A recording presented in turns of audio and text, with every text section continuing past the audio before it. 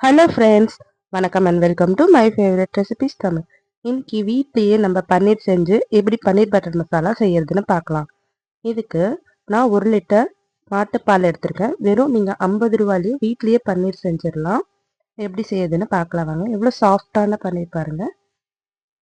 நீங்கள் இதை கடையில் வாங்கணும்னு அவசியமே இல்லை, வீட்லேயே ஈஸியாக செய்யலாம். எப்படி செய்யுதுன்னு பார்க்கலாம் வாங்க. நான் இன்னைக்கு 1 லிட்டர் மாட்டுப்பால் எடுத்திருக்கேன். நீங்கள் பேக்கெட் பாலில் கூட செஞ்சுக்கலாம். ஆனால் ஃபுல் ஃபேட் மில்க் தான் எடுக்கணும். லோ ஃபேட் மில்க் எடுத்தீங்கன்னா பன்னீர் வந்து கிடைக்காது. சாஃப்டாக அந்த மாதிரி கடையில் வாங்குற மாதிரி பன்னீர் வந்து கிடைக்காது. இப்போ பால் நல்லா கொதிக்கட்டும். இதுக்கு ஒரு லெமன் தேவை. ஒரு ஆஃப் லெமன் வந்து நம்ம ஃபஸ்ட்டு ஊற்றிக்கலாம். ஆஃப் லெமன் அந்த சீட்ஸ் எல்லாம் எடுத்துட்டு இந்த மாதிரி புழிஞ்சு விட்டுக்கோங்க. புழிஞ்சு விட்டுட்டு இந்த மாதிரி கலக்கிட்டே இருங்க. ஃப்ளேம் வந்து லோவில் வச்சுக்கோங்க.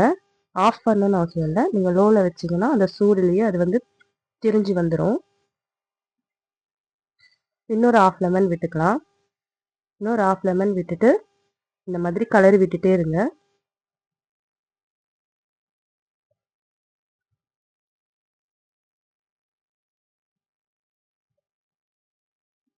நீங்கள் இந்த மாதிரி கலக்கி விட்டுட்டே இருந்தீங்கன்னா தான் பால் வந்து திரிஞ்சு வரும்.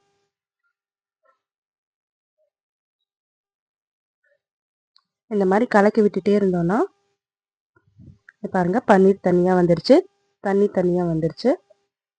அதெல்லாம் நம்ம ஆஃப் பண்ணிடலாம். ஸ்டவ் ஆஃப் பண்ணிவிட்டு இதை நம்ம வடிகட்டிக்கலாம்.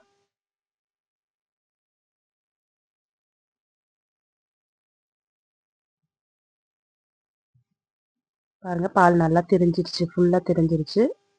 இந்த மாதிரி ஃபுல்லாக திரியணும்.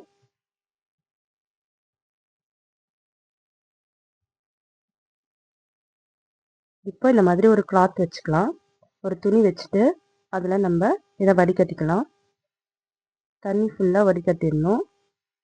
பாருங்க பன்னீர் தனியாக வந்துருச்சு. இதில் ஒரு டம்ளர் நார்மல் வாட்டர் விட்டு இதை அலசி எடுத்துக்கலாம்.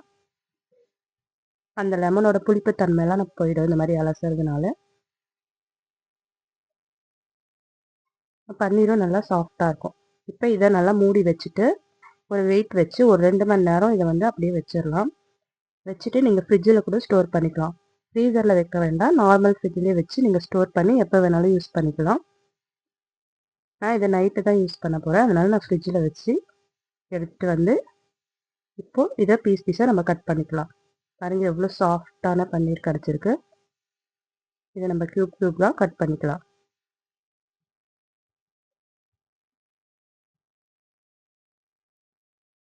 நமக்கு 1 லிட்டர் பாலில் 200 கிராம் பன்னீர் கிடச்சிருக்கு. இப்போ இதை வச்சு நம்ம எப்படி பன்னீர் பட்டர் மசாலா செய்யறதுன்னு பார்க்கலாம் வாங்க. ஒரு கடாய் வச்சுக்கலாம். அதில் 1 ஸ்பூன் பட்டர் சேர்த்துக்கலாம். நீங்கள் பட்டருக்கு பதில் நெய் கூட சேர்த்துக்கலாம், நெய் இல்லைன்னா ஆயில் கூட சேர்த்துக்கலாம். இப்போ அதை லைட்டாக நம்ம ஃப்ரை பண்ணி எடுத்துக்கலாம். நம்ம இதுமாரி ஃப்ரை பண்ணி எடுக்கும்போது இன்னும் பன்னீர் வந்து சாஃப்ட் ஆகிடும்.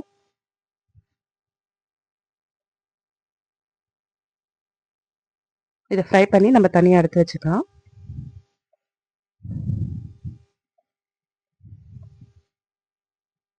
ஒரு 5 நிமிஷம் நம்ம இதை ஃப்ரை பண்ணால் போதும். ரொம்ப நேரம் ஃப்ரை பண்ணணும்னு அவசியம் இல்லை. லைட்டாக கலர் சேஞ்ச் ஆனால் போதும்.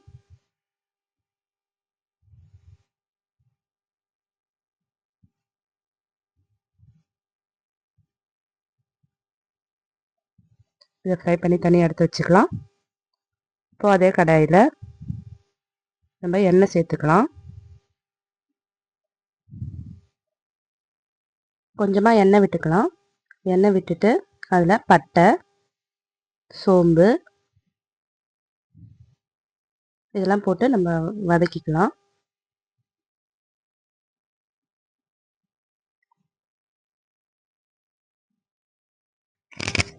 இன்னும் 3 மீடியம் சைஸ் வெங்காயம் நீல வாக்கில் அரிஞ்சு வச்சுருக்கேன், அதை சேர்த்து வதக்கிக்கலாம்.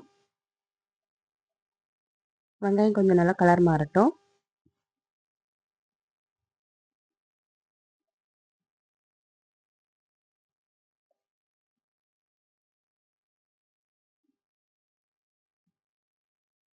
வெங்காயம் வதங்கின அப்புறமா நம்ம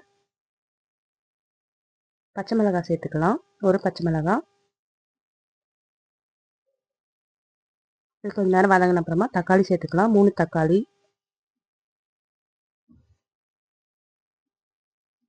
தக்காளி சேர்த்து நல்லா வதங்கட்டும் இது. இது எல்லாத்தையும் நம்ம அரைக்க தான் போகிறோம். அதனால் கொஞ்சம் நல்லா வதங்கினா போதும். ரொம்ப வதங்கணும்னு அவசியம் இல்லை. இதில் பூண்டு, இஞ்சி ரெண்டும் சேர்த்து ஒரு 50 கிராம் சேர்த்துக்கலாம். ஒரு கொத்தமல்லி சேர்த்துக்கலாம். இது எல்லாத்தையும் சேர்த்து நல்லா வதக்கிட்டு ஒரு 5 நிமிஷம் வதங்கினா போதும். வதக்கி ஆற வச்சு இதை அரைச்சி தனியாக எடுத்துகிட்டு வந்துக்கலாம்.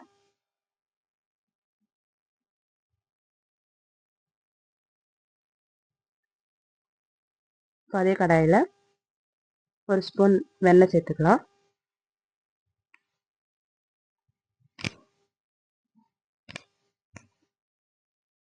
வெண்ணெய் உருகின அப்புறமா இப்போ இதில் நம்ம ஸ்பைசஸ் போட்டு தாளிச்சிக்கலாம். 2 பிரிஞ்சி இலை, 2 கடல் பாசி போட்டு இதை தாளிச்சிக்கலாம்.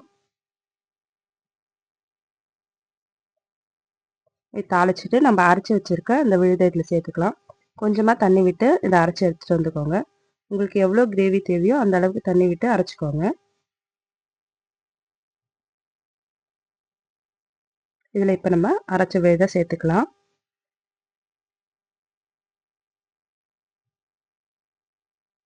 இது ஒரு 2 நிமிஷம் நல்லா கொதிக்கட்டும். இது ரொம்ப நேரம் வேகணும்னு அவசியம் இல்லை. ஏன்னா நம்ம ஏற்கனவே இதை நல்லா வதக்கிட்டோம் இல்லையா, அதனால் ஒரு 2 நிமிஷம் மட்டும் இது நல்லா கொதிக்கட்டும். இது கொதிச்ச அப்புறமா நம்ம மசாலாலாம் சேர்த்துக்கலாம்.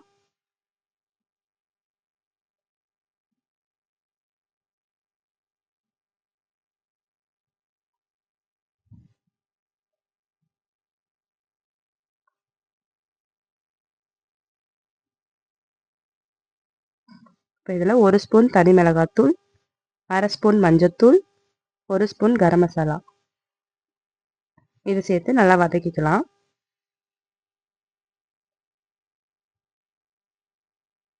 இது ஒரு 5 நிமிஷம் நல்லா கொதிக்கட்டும். அந்த பச்சை வாசனை, மிளகாத்தூளோட பச்சை வாசனை போகிற அளவுக்கு இது நல்லா கொதிக்கட்டும்.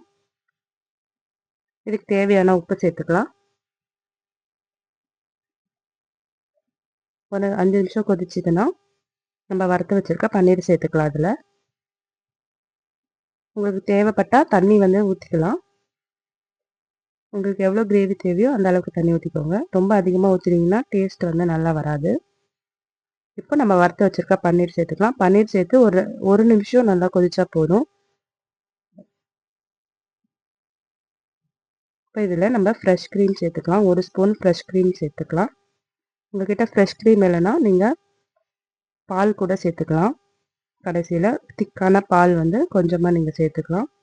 இல்லை ஏடு இருந்தால் கூட கொஞ்சமாக பால் விட்டு அதை நல்லா பீட் பண்ணிவிட்டு அதை கூட சேர்த்துக்கலாம்.